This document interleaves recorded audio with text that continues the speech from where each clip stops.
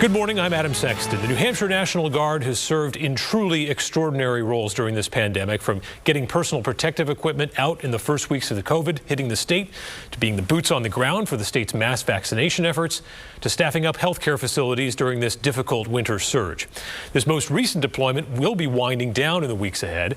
We sat down with Major General David Michaelides, the Adjutant General of New Hampshire, to discuss the historic contribution made by his troops and what comes next. General Michaelides, thank you so much for joining us on Close Up and hosting us here in the beautiful Heritage Room at the New Hampshire National Guard. The situation in Ukraine is where we want to start before we get to the pandemic. I think everyone is watching this with a wary eye and wondering if NATO is somehow drawn into this. Will there be any way that troops here in New Hampshire or bases in here in New Hampshire could become involved in this evolving situation? Adam, I think for the Army National Guard, we're monitoring the situation closely, as most people are. And on the Air National Guard, for our folks at Pease Air National Guard Base, one of the reasons why we received that new KC-46 refueler was its geographic location. Its proximity to transatlantic routes going over to Europe. And so the base could potentially play a bigger role in the current event. Our Air Guard wing also has an alert mission, so probably more to follow. We're monitoring the situation closely, but there's a possibility that our Pease Air National Guard base could be used for transient aircraft or refueling. When it comes to COVID-19, it looks like this could be the last of the pandemic deployments for the Guard. We don't know what the future holds, but obviously the service over the last 2 years has been so admirable, so many citizen soldiers rising to the occasion. They probably didn't anticipate when they signed up getting into something like healthcare, but here they are showing off the versatility of the Guard once again. The last 2 years has been a roller coaster. Every time we activated soldiers and airmen, they answer the call. And when we reflect back and look back on last year, we had just under 800 soldiers and airmen activated. And when you look at it as a percentage of our entire force, we almost had 30% of our force activated in support of our state. This current sort of variant, we have about 250 soldiers and airmen activated, 24 hospitals, 10 long-term care facilities, plus a few other missions. And it's been amazing. For about 20 years during the global war on terror, we were focused on our federal mission, which is just deploy, deploy, deploy. And in an unfortunate way, it sort of made us come back and pivot back to what matters most, the citizens of the state of New Hampshire. During domestic operations, I don't think any of our soldiers or airmen ever envisioned, providing a vaccine, distributing PPE, working in a hospital, working in the New Hampshire Food Bank.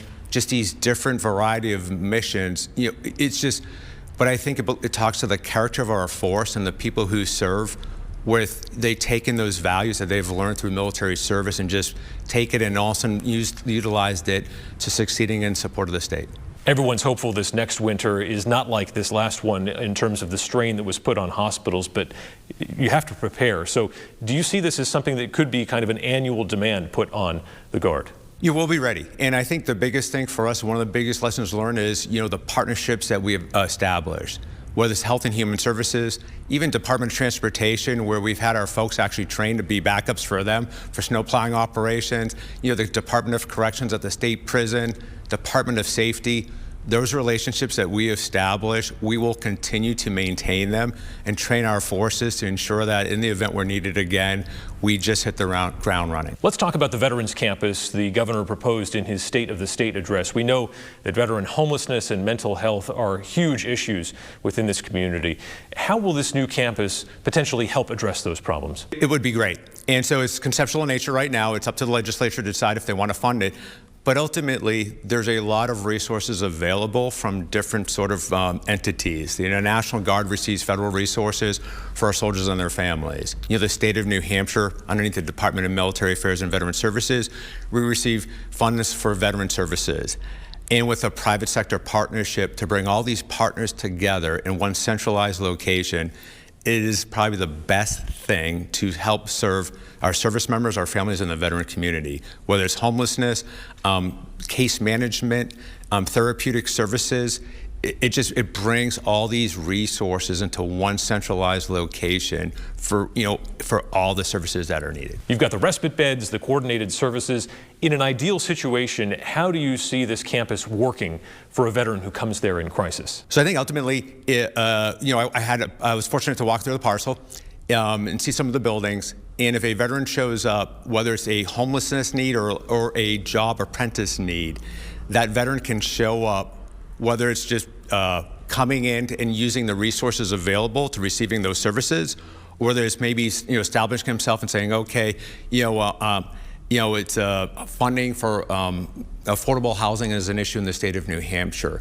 So maybe that veteran comes and stays there for a couple of weeks or a month, while concurrently either receiving the training that he needs or the services that he requires for any issues that he may have. So I think creating this one-stop shop of all these different partnerships is the ability to take care of our veteran population. I'm guessing when young people see a community and a state and a Guard that supports veterans, it's probably going to help with something like recruitment. But we were in this very room a couple of weeks ago. You were talking to the Executive Council about issues you're facing with recruitment. And I was intrigued when you said that there's a public health issue, not COVID, that's playing into making it hard for you to find new citizen soldiers. Tell us about that. The three reasons why people serve is the propensity to serve, the education benefits, or the challenge of a military lifestyle. In a tight labor market, in the current demographics of an aging state, currently only 29% of today's youth is eligible for military service. And probably the top 2 or 3 reasons is, unfortunately, childhood obesity, prescription medications, or the lack of a high school degree. There's just a lot of challenges out there with this next greatest generation.